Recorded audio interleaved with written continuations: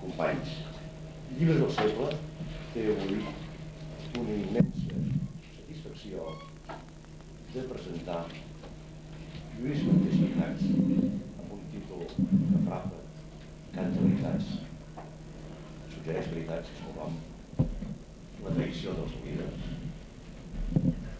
que obre la nostra col·lecció, què us diré. També tenim la sort, avui mateix, de tenir entre nosaltres Albert Garbeny,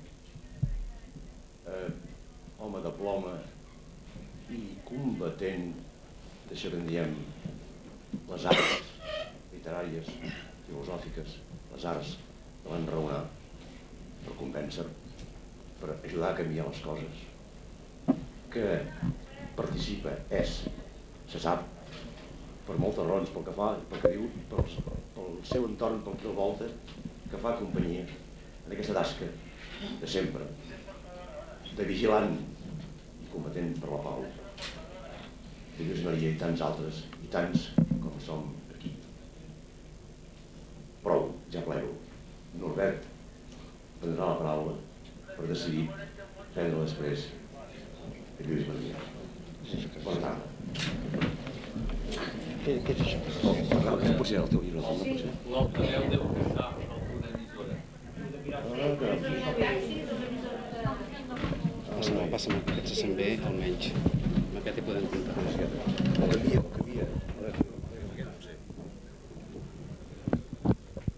Moltes gràcies per aquestes paraules que evidentment no mereixo, com és ben palès, i tot seguit, i per estalviar preàmbuls que no calen, i més tenint la presència d'en Lluís Maria avui mateix i aquí, parlaré de les meves impressions, i espero que breument, del llibre La traïció dels líders, que avui es tracta de presentar, amb la fortuna de comptar amb el seu propi autor, Lluís Maria Xirinacs. En aquest llibre diu per primera vegada Xirinacs que va ser militant del Partit Socialista Unificat de Catalunya, i això es va esdevenir a principis dels anys 70. No sé si com a militant del PSUC i per tant d'un partit marxista, que ho era en aquell moment, he descobert certs trets propis del marxisme en l'obra de Lluís Maria Xirinacs. He descobert aquesta deferència cap al detall, cap a l'objectivitat, cap al carregar de dades allò que s'informa. També he descobert, com és propi de la tradició marxista, l'anàlisi crítica, l'arribar a l'arrel dels problemes i especialment trobar-hi la seva originalitat econòmica.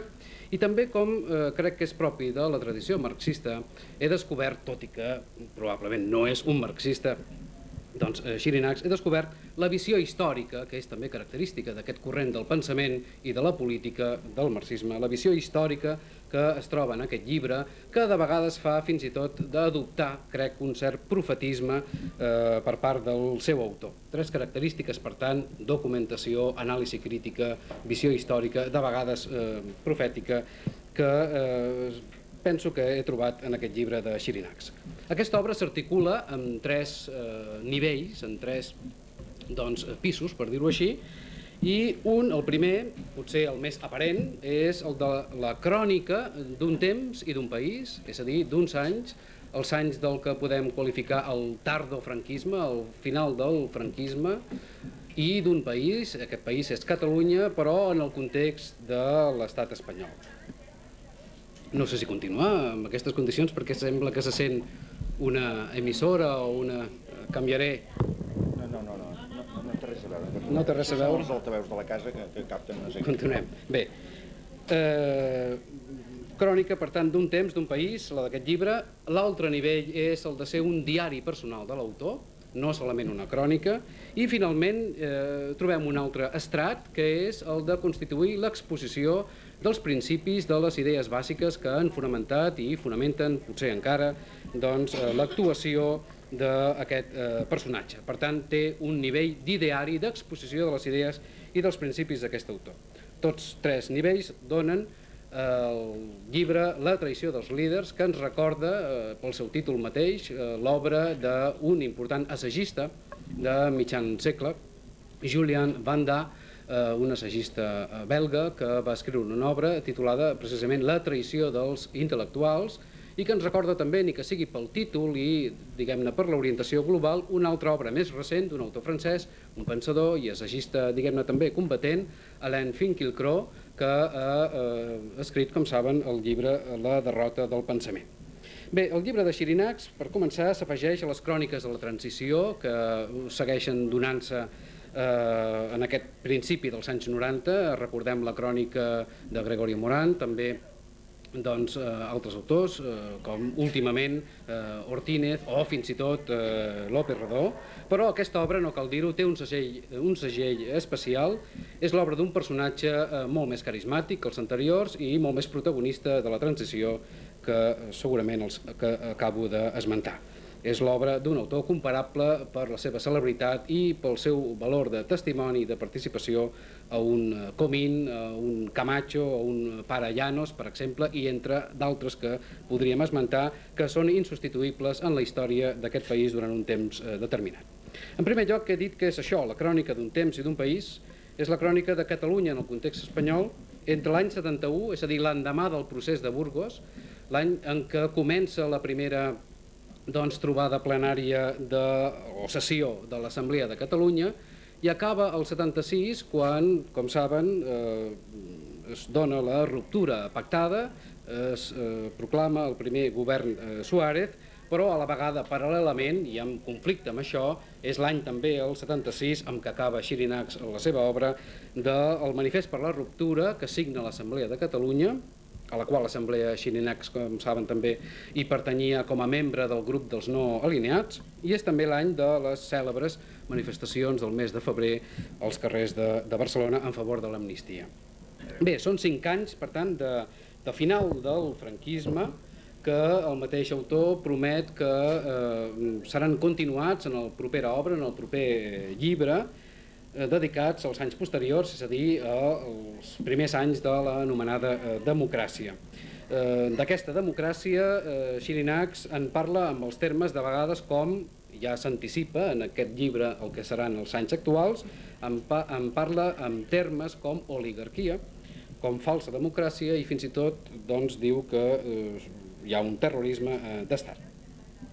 Bé, és la crònica d'uns anys que està molt documentada amb notes d'hemeroteca extretes de diaris, de revistes, etc., que escrupolosament ha anat recollint Xirinacs, però més enllà d'això, que fora relativament fàcil, però que en certa manera és obligat també d'incloure en un llibre de crònica com aquest, hi ha uns comentaris que fa l'autor, uns comentaris que són implacables. Comentaris implacables respecte, per començar, del PSUC, que l'acusa d'haver abandonat la línia revolucionària, d'haver abandonat la línia de combat pel nacionalisme, és a dir, de reformisme i de sucursalisme. També hi ha unes paraules amargues dedicades a Joan Reventós, d'altres més recurrentment, vull dir més insistentment, també són les que dedica Xirinacs al Consell de Forces Polítiques de Catalunya, perquè prescindeix finalment de l'Assemblea de Catalunya.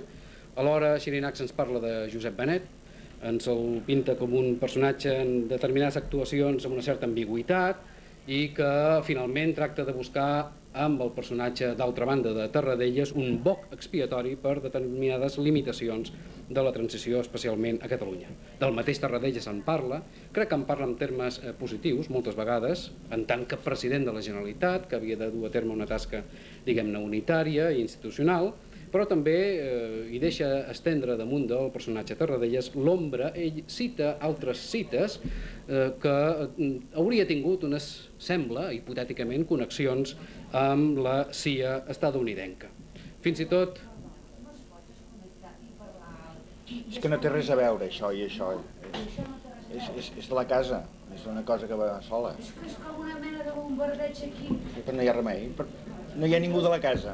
Ja provo. Provem-ho així. Bé, fins i tot d'aquesta crítica a determinades forces i personatges de la política del tardofranquisme, Xirinacs en parla de l'abadia de Montserrat i del comportament de l'abadia de Montserrat que va adoptar. Se sent igual. No té res a veure amb això. En fi, fem una abstracció, desconnectem, diguem, mentalment amb lo de dalt. Si algú pot avisar els de la casa.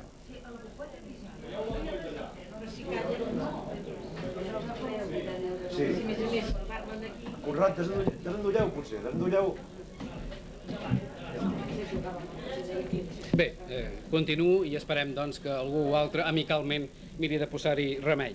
Bé, com deia, ni tan sols l'Abadia de Montserrat es lliura doncs, dels comentaris sorneguers crítics també del propi autor del llibre, d'un cert oportunisme, veritat, de caràcter cívic o polític adreçat a aquesta important institució.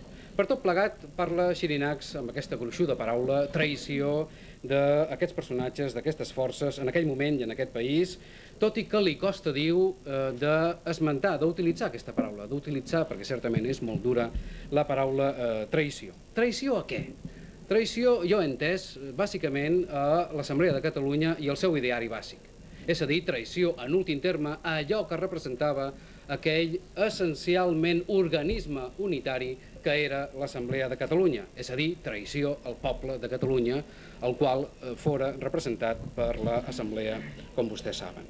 Hi ha un altre nivell, com deia, de lectura d'aquest llibre que no queda separat en les pàgines del llibre, sinó que s'ha d'anar deduint, però és fàcilment deduïble. Com deia, és el nivell de ser un diari personal, un recull de les efemèrides que envolten el trajecte, la trajectòria del nostre personatge durant aquest temps. És a dir, és aquell nivell en què Xirinacs ens dona el seu testimoni de la participació en el combat contra Franco i el franquisme d'aquests anys compresos entre aproximadament 1971 i 1976. I aquest nivell no es dona en forma, penso, de memòries, sinó en forma de dietari, que és ben diferent, en forma d'anotacions que tenen una data i que, sense intentar expressament fer un balanç global, van deixant caure com a anotació diària el que s'ha esdevingut principalment en aquell dia i, naturalment, en relació a la política antifranquista.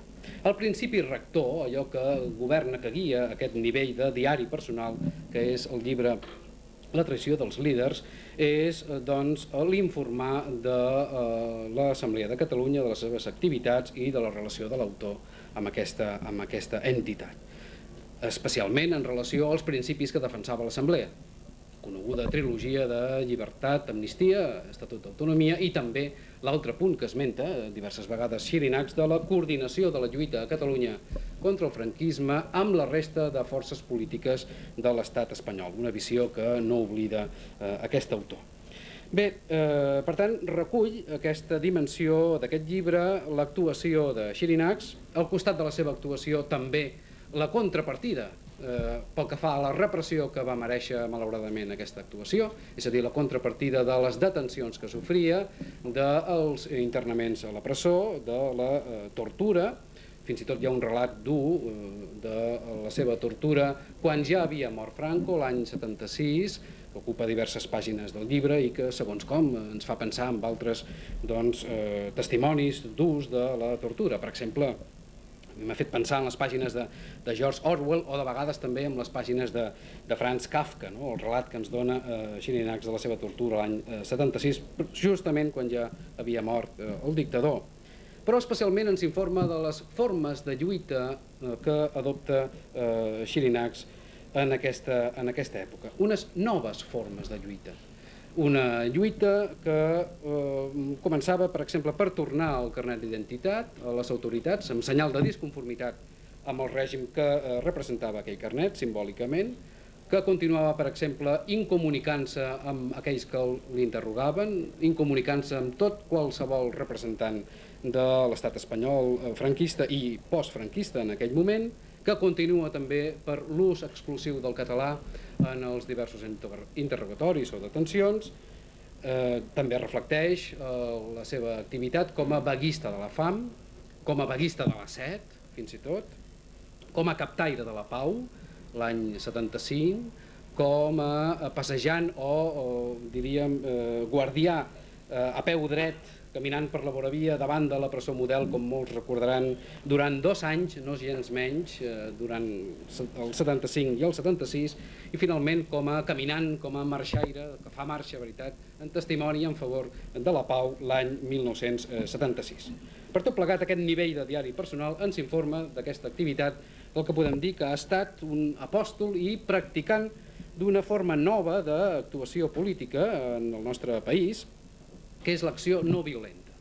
Una acció no violenta que té els seus precedents històrics, com saben, Gandhi, Lanza del Basto, també a l'estat espanyol amb altres personatges com Pepe Beunza o Gonzalo Arias, o tanmateix fora de l'estat espanyol, a Irlanda amb Bernadette Devlin, o als Estats Units amb Joan Baez, és a dir, o ara al Brasil amb Pere Casaldàliga, és a dir, una forma de lluita que era novedosa, que era original i a la vegada bel·ligerant, malgrat el seu pacifisme en aquella època en què la lluita era i havia de ser probablement clandestina, per raons òbvies. Totes aquestes formes d'acció no violenta que tan conseqüentment va dur a terme Xirinacs en aquell moment fa que el mateix autor reconegui en un passatge, en una frase, com totes les seves frases curtes, moltes vegades sornegueres, iròniques, en les que veiem al darrere l'autor sempre diu en una frase del llibre: se m'ha arribat a titllar de masoquista. I més endavant diu, en contrapès, en contrapartida d'aquesta expressió, diu, en canvi, en un restaurant no van voler cobrar el dinar a un senyor perquè el van confondre amb mi. Aquestes coses que passa per ser un membre actiu de l'acció no violenta, no? Que se'l titlli de masoquista però que a la vegada un mereixi ser tractat d'aquesta manera perquè s'assemblava al Xirinacs. I per últim hi ha un altre nivell, potser el més, diguem-ne, compromès, penso, del seu autor, del llibre, és el nivell d'expressar les seves idees, els seus principis, el nivell d'ideari personal de l'autor d'aquesta obra. Pel que fa a aquest ideari, jo a la meva manera, tot i que no es tracta d'un llibre d'assaig, no es tracta d'un llibre d'exposició d'idees, naturalment és un llibre bàsicament de crònica, pel que fa a això jo m'atreveixo a resumir aquest ideari en els següents punts i després ella em corregirà si creu que s'ha de corregir i té la bondat en tot cas de fer-ho, però que comença per un punt, al meu entendre. Comença per afirmar la validesa de l'ètica per damunt de la política, sense negar la política, però posant-se per damunt de la política. És a dir, és un personatge que justifica la seva acció i el seu pensament sobre principis ètics, i això ho diu ben clarament al llarg de la seva obra. El que he fet i el que faig, però el que he fet en aquests anys que recull el llibre, diu, ho he fet per imperatius ètics, ho esmenta així, ho he fet per motius ètics, ho he fet també per consciència, dirà, ètica, és a dir, ha fet una acció a cara descoberta, no una acció clandestina, sinó una acció a cara descoberta, en aquells moments de rigor de la repressió, i per tant això tenia un rerefons i naturalment un principi ètic indubtable.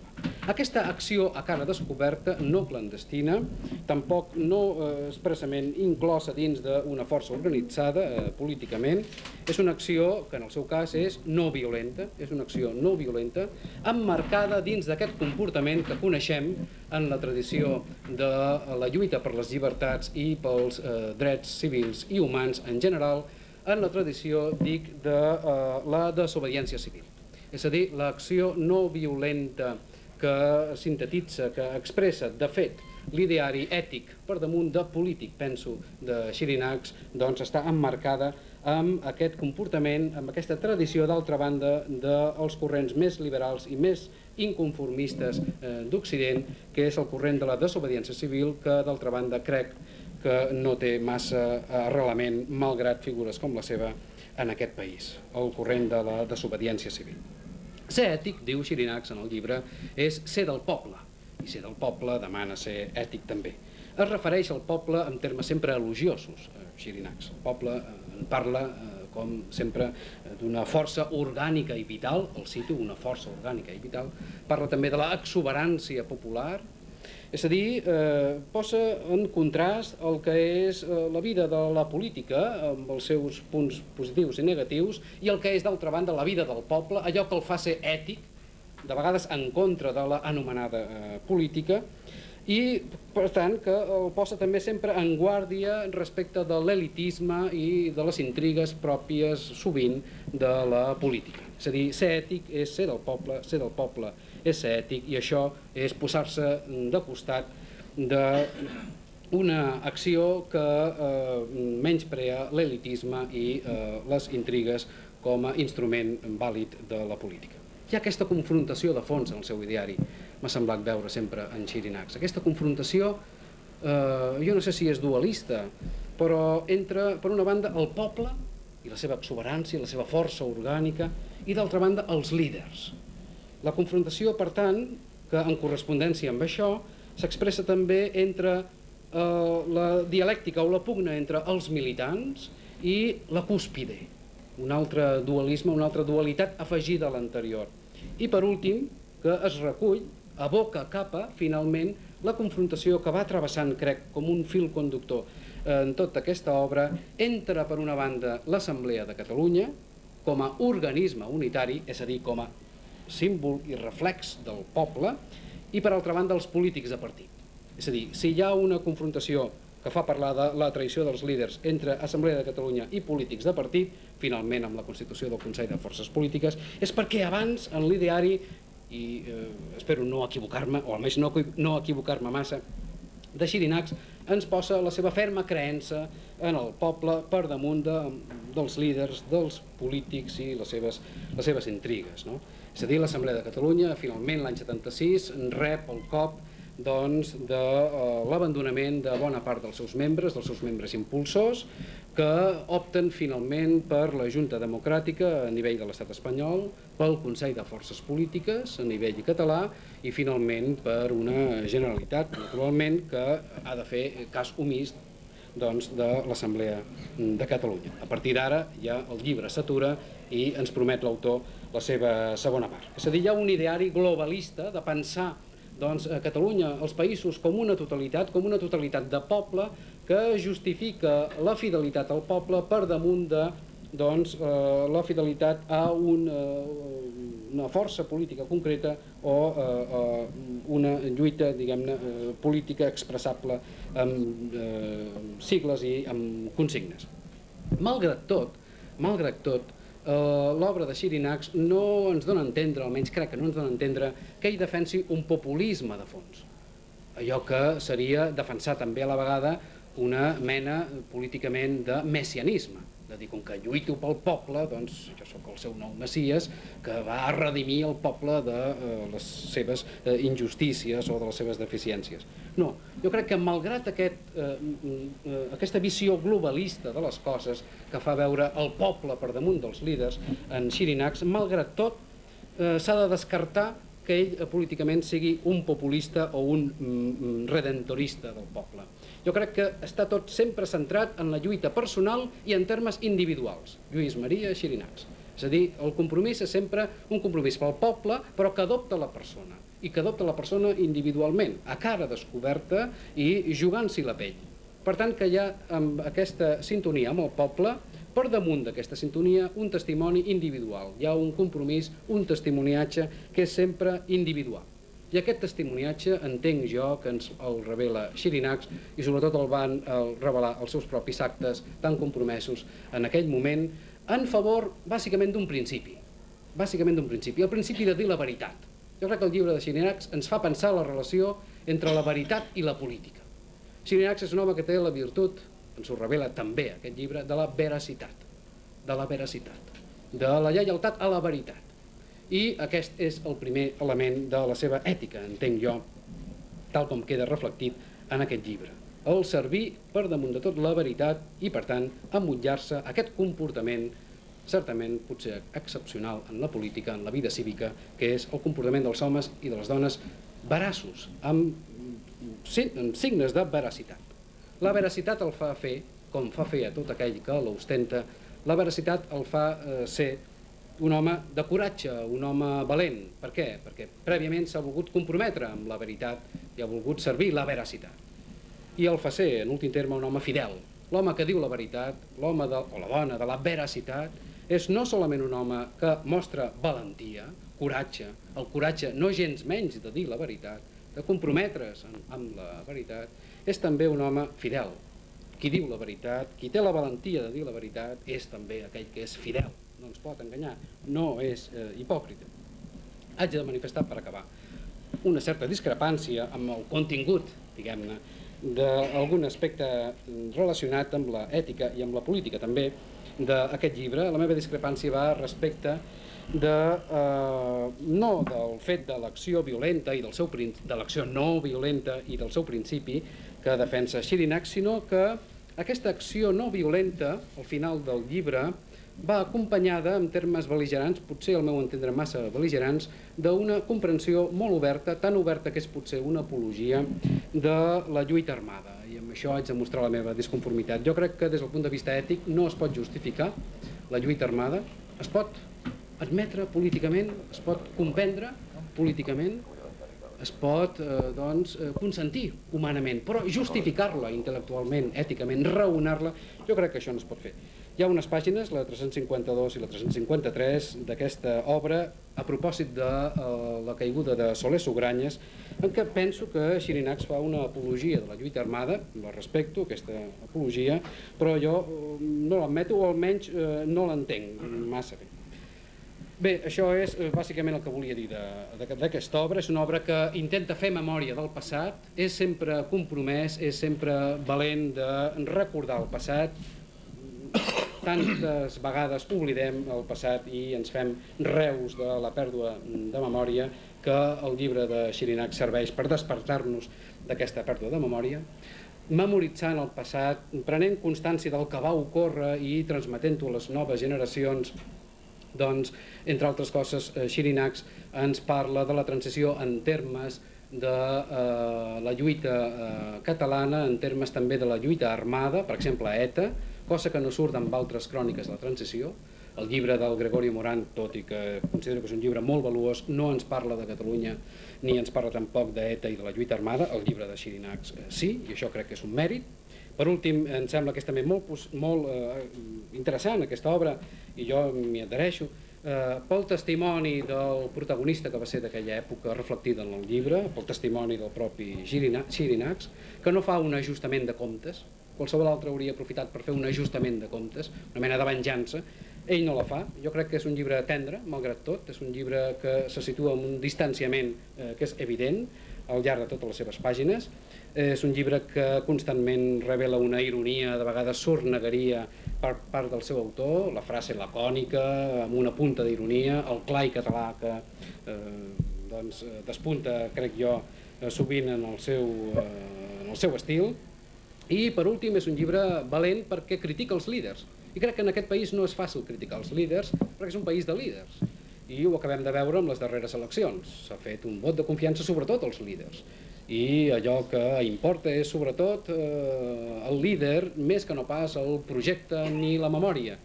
Per tant, com que ell critica els líders, s'atreveix a posar-se de cara a aquest element de la política des de fa ja força anys al país i a Espanya en general, que és el líder. És per això mateix un llibre valent.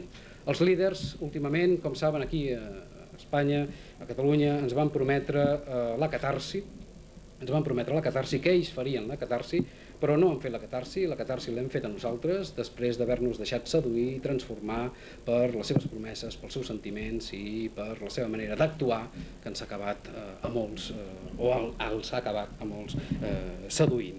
Xirinacs no s'ha deixat seduir pels líders i ha donat testimoni de la seva valentia i de la seva anàlisi crítica del paper dels líders en aquella època i en aquell lloc que va ser la Catalunya, l'Espanya dels anys 71-76.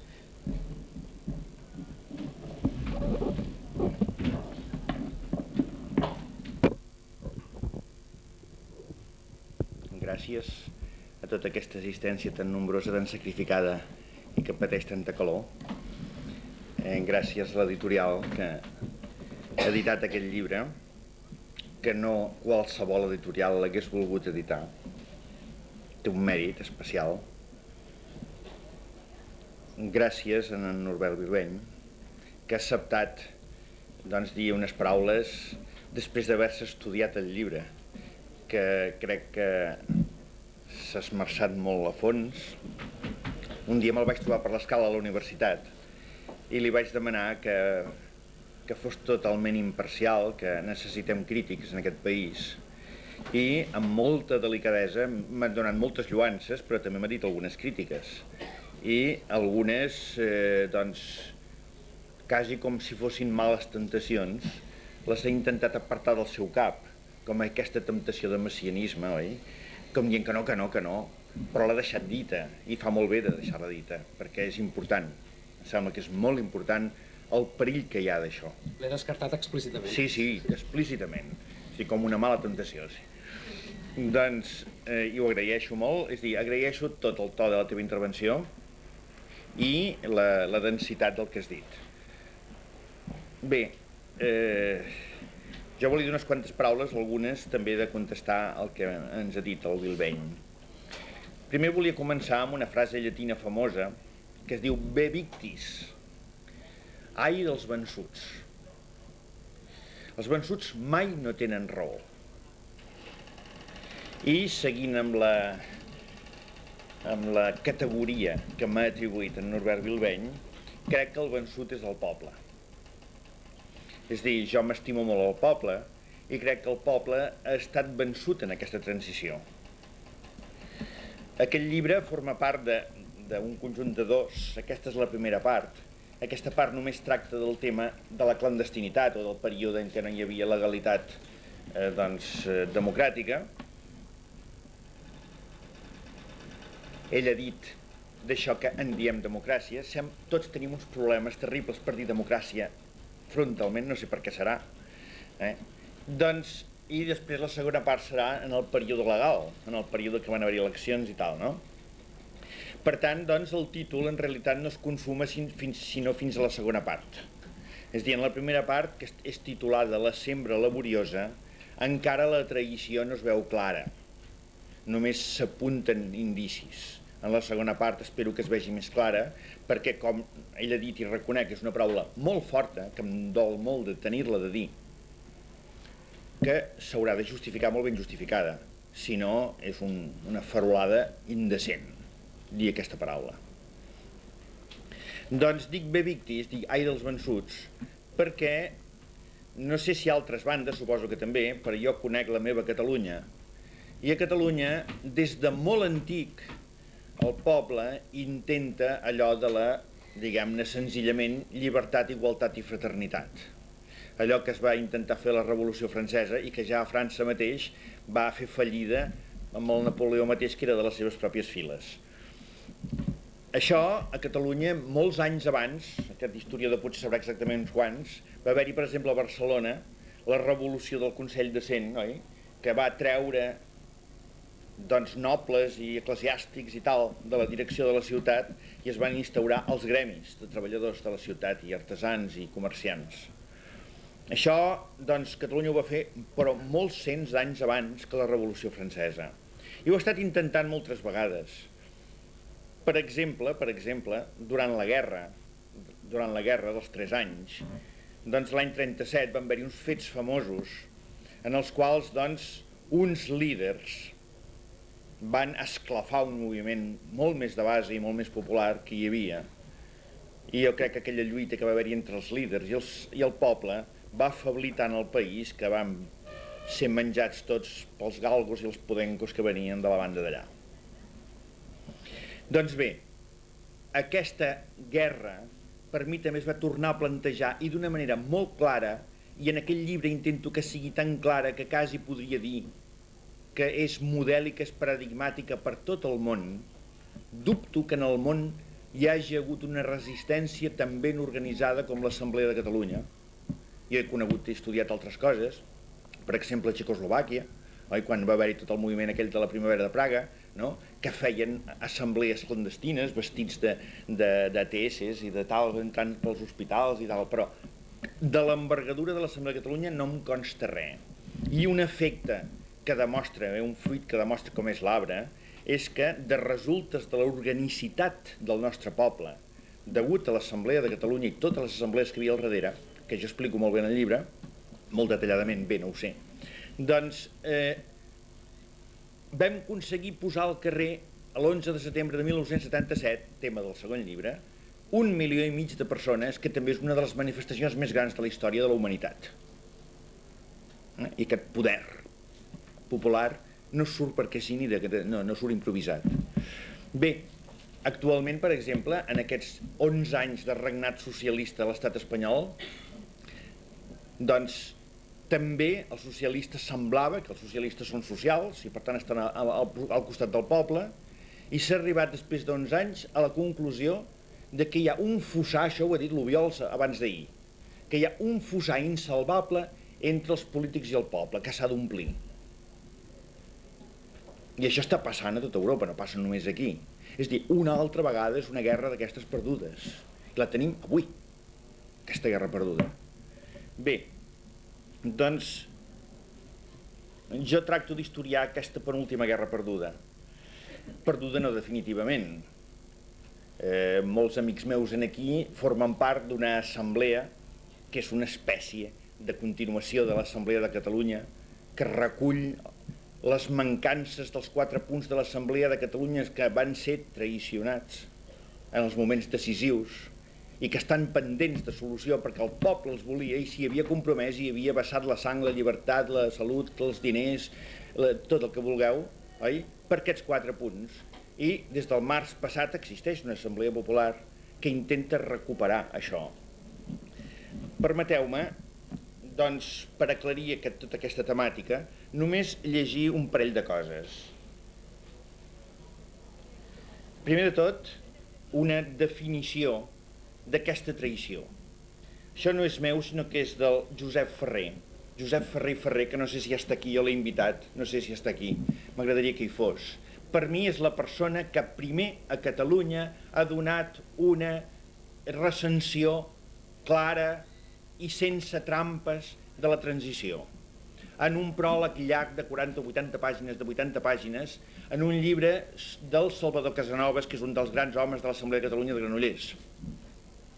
Doncs, en aquest pròleg, que jo he seguit molt fidelment aquí, ell diu això: la sensació que la fi del règim era pròxima faria que els interessos d'alguns grups polítics s'allunyessin de l'Assemblea i del seu projecte unitari, tot cercant de col·locar-se en posició avantatjosa a la línia de sortida per a la previsible cursa pel poder. Una mica més avall diu: en aquest sentit, el 1974 fou decisiu per traçar la ratlla entre els que volien tirar pel dret en profit propi, pactant com fos i amb qui fos, i els que volien consolidar el procés unitari popular nacional. El procés unitari popular nacional.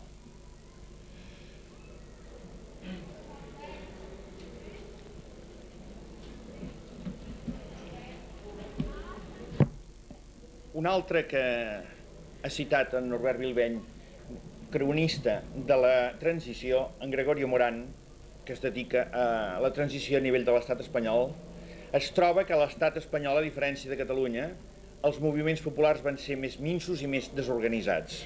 I en canvi van haver-hi uns grans moviments de figures i de personalitats. I ell, doncs, explica aquestes intrigues que hi havia en les altures. Ell, en aquesta casa mateix, fa encara no un any, va presentar el seu llibre El preu de la transició i va dir el següent. Va dir que l'any 81 es van reunir a Toledo el Suárez, el Felipe González, el Carrillo, el Fraga, sembla que era el Gutiérrez Mellado, no estic segur, i, vaja, la majoria dels prohoms de la transició, i van fer un pacte de silenci de no explicar la transició tal com va ser, sinó d'explicar una diferent transició, que és aquesta transició modèlica que va per tot arreu. Bé, que ha anat fins i tot a Rússia per ser model per la transició de Rússia. S'ha fet un curset a Rússia i va anar-hi, em sembla, que el Felipe González o el Guerra a presidir-lo, a obrir-lo. Bé, això mateix que ha passat a nivell estat espanyol ha passat a nivell català. A nivell català hi ha una versió oficial o, si més no, un silenci. I he dit això que ell també, el Norbert Bilbeny ha explicat, que s'ha volgut carregar tot damunt del Tarradellas. I en Josep Benet, que és el director de l'Institut d'Història de Catalunya, per tant, amb una gran responsabilitat, és el portaveu d'aquesta versió de la transició. Reconec que ell diu que si un altre pensa d'una altra manera, que ho escrigui, i jo l'he seguit seguint els seus consells, doncs, i he escrit. No? Però Evidentment ell té una posició molt més ben situada que jo, té a la mà tots els documents, els que pot dir, els que pot callar, pot fer tot. I el llibre del Tarradellas que està en les llibreries, doncs el meu judici és un llibre terriblement parcial, però terriblement parcial, i no sóc l'únic que ho diu, altres m'ho han dit, oi? Que no ensenya res dels aspectes positius del Tarradellas, només ensenya els aspectes negatius i encara els interpreta amb les seves interpretacions de la manera més negativa possible. I que consti que el Tarradellas no és sant de la meva devoció. Bé, doncs em sembla que queda clar aquest aspecte, diguem-ne, de traïció.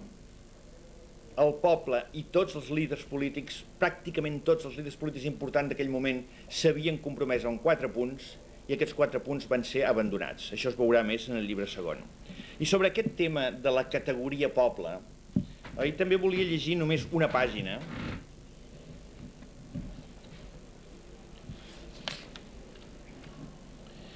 Explica que en l'assemblea, en un moment determinat, com hi havia molta repressió, hi havien caigut 113, etc., i després uns altres 80 o 90 més, doncs es van buscar unes mesures de seguretat i es va reduir el número de representacions. I es va voler racionalitzar l'assemblea una mica. I aquí hi ha una llista de grup A, organitzacions polítiques, grup B, organitzacions sindicals i de masses, grup C, agrupaments comarcals, i aquí posa totes les comarques que hi havia en l'Assemblea de Catalunya, grup D, comarques de la vegueria de Barcelona, que és molt poblada, Maresme, Vallès Oriental, Vallès Occidental, Baix Llobregat, Barcelonès, grup E, Barcelona, ciutat, representacions d'associacions legals, 4 agrupacions de barris, els barris agrupats en 4 grups, i cada grup, tots els barris del grup, de manera que estaven tots els barris enquadrats, i un grup F de diversos, nucli coordinador de la permanent i delegacions exteriors i de l'estranger de l'assemblea. Fixeu-vos que era una assemblea molt orgànica. I dic vells temps tan breus en què s'anava construint el país de baix a dalt, on les infraestructures territorials, 41, tenien primacia sobre les superestructures sectorials o generals, 34.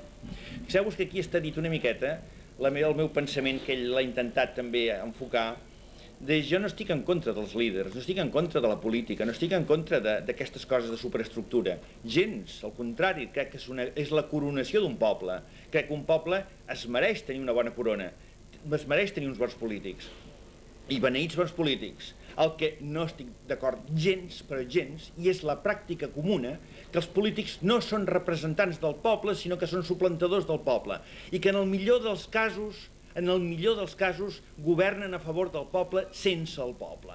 Fins les festes majors dels pobles les ha de fer l'Ajuntament, pagades per l'Ajuntament, dirigides per l'Ajuntament, amb algunes excepcions, com per exemple Vilafranca del Penedès, que no se'n fien de l'Ajuntament i es queden al sant en una casa particular, i els que porten la festa són particulars. Hi ha excepcions honrosíssimes. Però això indica com és el nostre poble, com voldria ser el nostre poble. On no hi havia por dels barris, de les comarques i de les vegueries, on el tot volia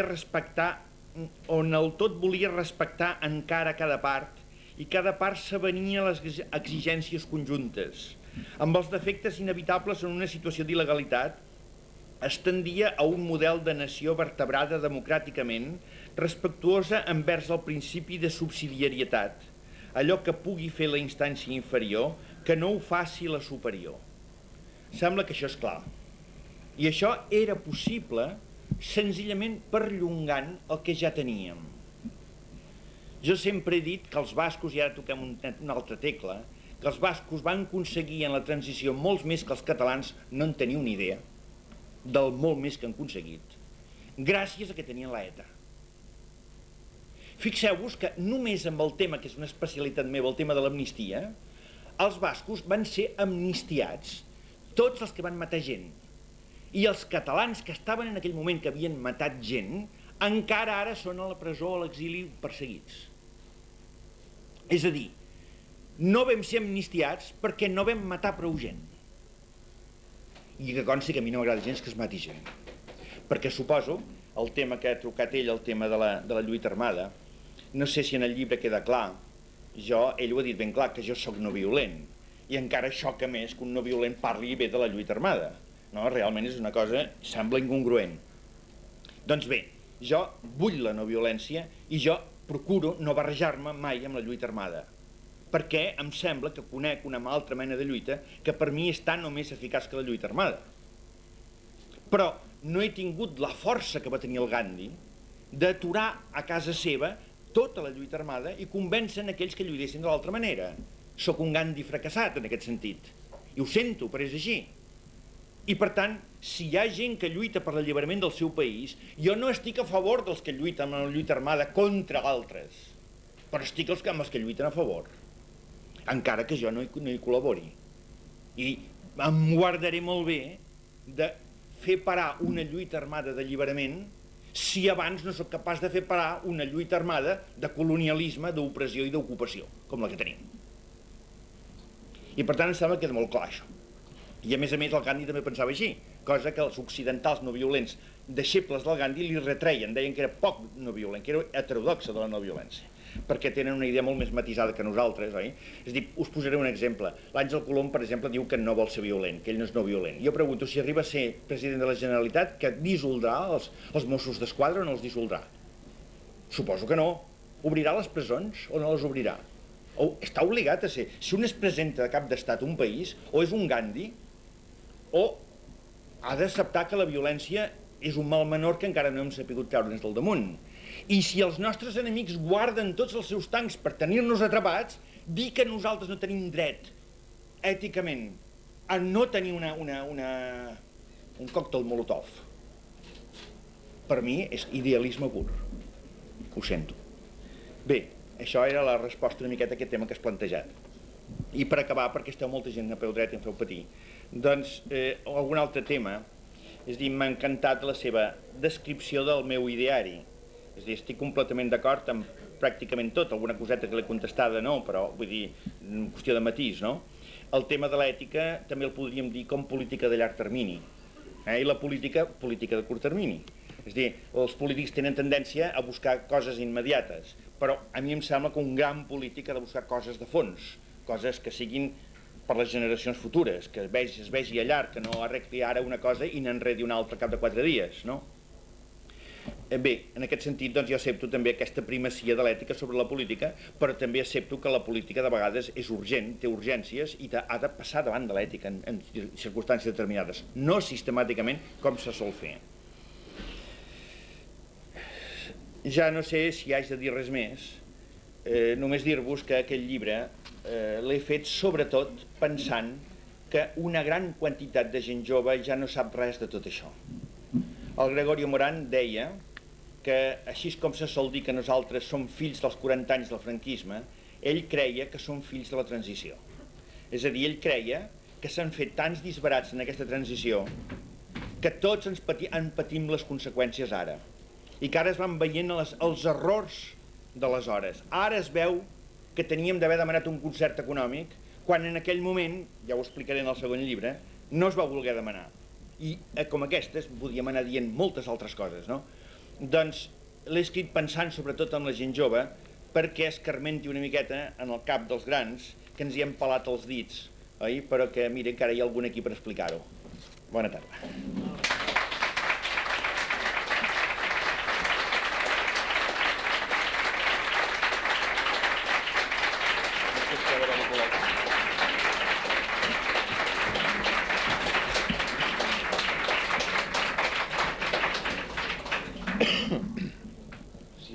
Si veiem que podem fer una pregunta o obrir, si volem, un comentari, una conversa, podem fer-ho.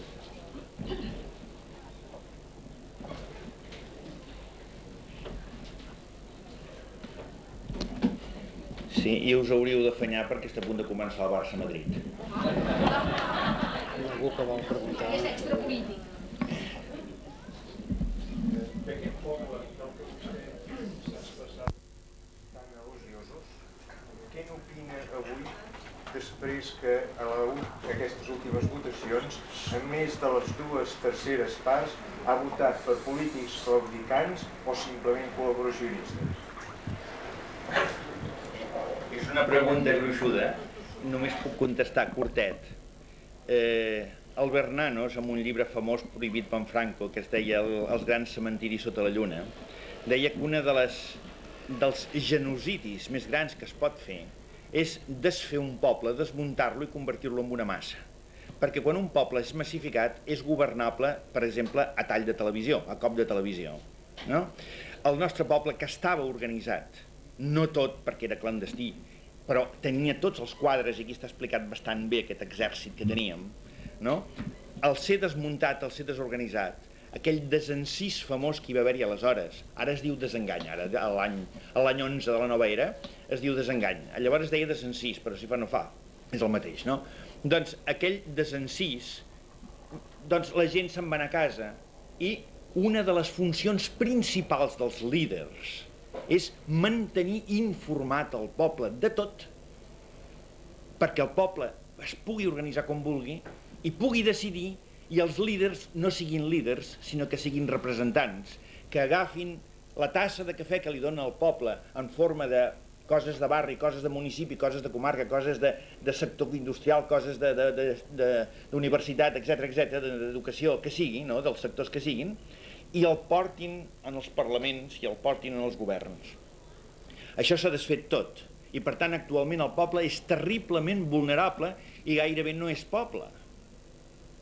Perquè jo demano que els líders deixin de fer de papàs del poble, que els líders no es creguin que solament ells saben el que convé al poble.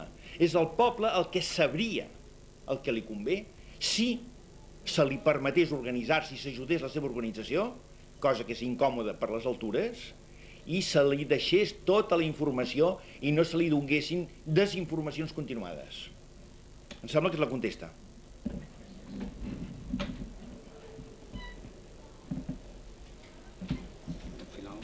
Parles de l'època de la clandestinitat, de l'època que s'ha acabat el Franco. Com entens la clandestinitat ara, avui? Sí, els romàntics en diuen la nova resistència. Sí, senyor.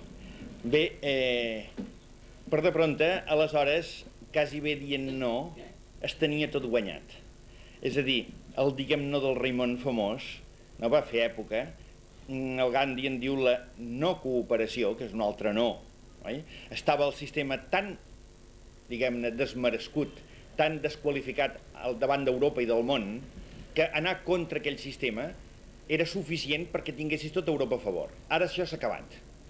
Ara jo diria que més aviat és al revés. Ens hem organitzat a l'estil europeu. Recordo uns austríacs que van participar en la Marxa de la Llibertat i deien com us envegem aquí aquesta gent que teniu aquestes iniciatives des de la base, perquè allà ningú es belluga per res col·lectiu. S'ha de fer només per medi de les institucions i prou. Doncs crec que ara la lluita és diferent de llavors. És a dir, no podem ser nostàlgics d'aquella manera de lluitar. Ara el que hem de lluitar és tenim possibilitat de reunir-nos, tenim possibilitat d'organitzar-nos, tenim possibilitat d'estructurar-nos. Aleshores jo només demanaria una cosa: tot el que puguem fer des de baix no ho demanem a ningú de dalt. Tot el que puguem fer des de baix no ho demanem a ningú de dalt, i podem fer moltes més coses de les que ens pensem, i potser la primera de totes hauria de ser saber-se informar al marge dels canals oficials, perquè si no, no hi ha manera. I després saber fer coses. Penseu que la capacitat humana de creació és immensa i s'ha demostrat moltes vegades al llarg de la història, i la gent no sap que pot molt més del que pot, del que es pensa que pot. I com s'aconsegueix aquesta informació fora dels mitjans oficials que ens la donen? On la podem anar a buscar? Sí, això també seria una lliçoneta, però no tenim ara massa temps, oi? El llibre aquest, per exemple, jo tinc el desastre de que no tinc ni diners ni temps per fer d'historiador, i ni em vaig acostar en aquest centre d'història de Catalunya, és a dir, no vaig tocar. Però això sí, doncs amb paciència, oi? Anava retallant, i anava comparant, i només que retallant i comparant i estudiant la informació es descobreix la veritat. I la contemporània? Si llegeixes el llibre veuràs que hi ha coses que semblen inclús d'espionatge, dalt espionatge. El poble, si estigués organitzat, sabria de tot. Per exemple, jo estava dintre de la presó de Carabanchel i tenia un funcionari que el seu fill era el que portava el control de la centraleta del Pardo de Franco, i m'explicava a mi les converses de Franco, imagina't.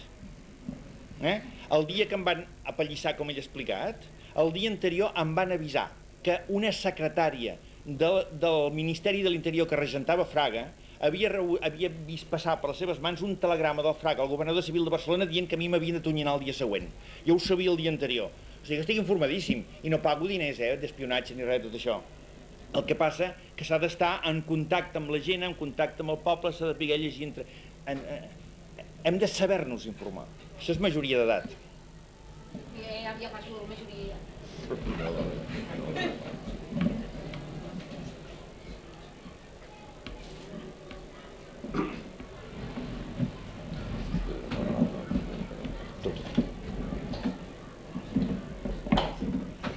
Doncs moltes gràcies, Tom. Avui molt més, perquè dia tan calorós. Moltes gràcies, dic, doncs, i per molts anys. M'ha agradat molt. Hòstia, s'ha entretingut, eh?